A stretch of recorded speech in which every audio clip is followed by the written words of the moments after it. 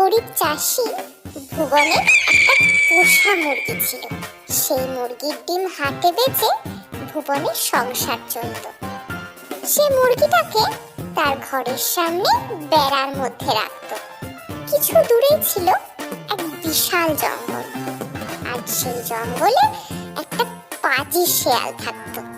সে অনেক চেষ্টা করেও বেড়ার ভিতরে ঢুকতে পারত না।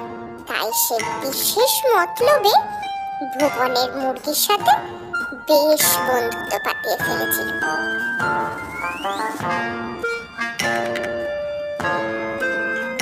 একদিন সন্ধ্যার দিকে মুরগিটা উঠোনে হেঁটে বেড়াচ্ছে।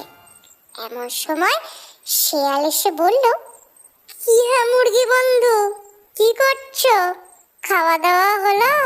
আরে শেয়াল ভাই যে, এই সন্ধ্যের দিকে একটু হাঁটাহাঁটি করছি আর কি। তুমি এদিকে কি করতে? আর সত্যি কথা কি বলবো তোমায়, এই যে বড় জঙ্গলে আমি থাকি, একটা মনের মতো বন্ধু নেই আমার, জানো। তাই তো তোমার সাথে একটু গল্প করব বলে চলে আসি। আর এই যে তোমার মধুর গলার স্বর, আমি তো সকাল সকাল তোমার ডাকে ঘুম থেকে উঠি। তুমি একটু বেশি প্রশংসা করো শেয়াল ভাই, কই আর তো কেউ এরম বলে না। সেই তো ব্যাপার গো, সবার প্রশংসা করার মতো মন থাকে না। এই যে আমি ভাবি, তো তুমি যদি আমাদের সামনে জঙ্গলে থাকতে কত ভালো হতো। তোমার মিষ্টি মধুর ডাকে সকালের ঘুম ভাঙতো।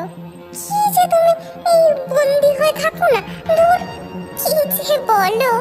মালিক আমার বড্ড ভালো মানুষ, আমি ডিম দিই রোজ, আর মালিক আমায় পেট ভরে খেতে দেন। আমি বন্দি কই, আমি তো ভালোই আছি। সে কি, তুমি তোমার ছানাদের বিক্রি করো? সেটা তুমি আবার গর্ব করে বলছো? ছি ছি বন্ধু, ছি।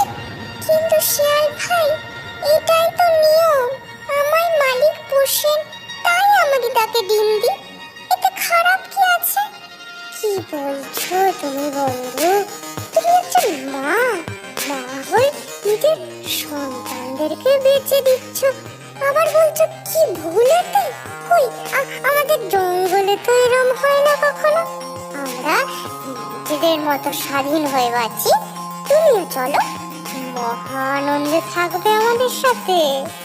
শিয়াল ভাই, তোমার কথা ঠিক আমি জানি, কিন্তু সন্তানদের বেঁচে আমি অন্যায় করছি। কিন্তু তোমার সাথে জঙ্গলে গেলে যে আমার বিপদ হবে। সবাই কি ওখানে তোমার মতো ভালো বলো?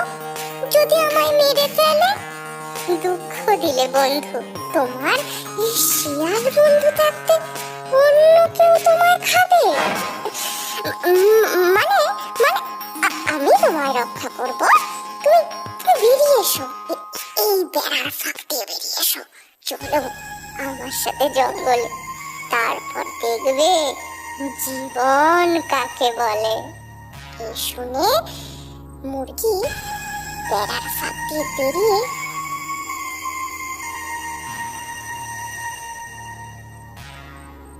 শিয়ালের সঙ্গে জঙ্গলের দিকে যেতে শুরু করলো।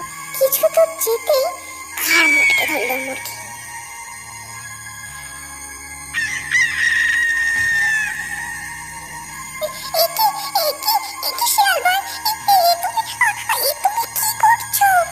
অনেক বোকা দেখেছি, তোমার মতো বোকা দেখিনি এর পরের জন্মে।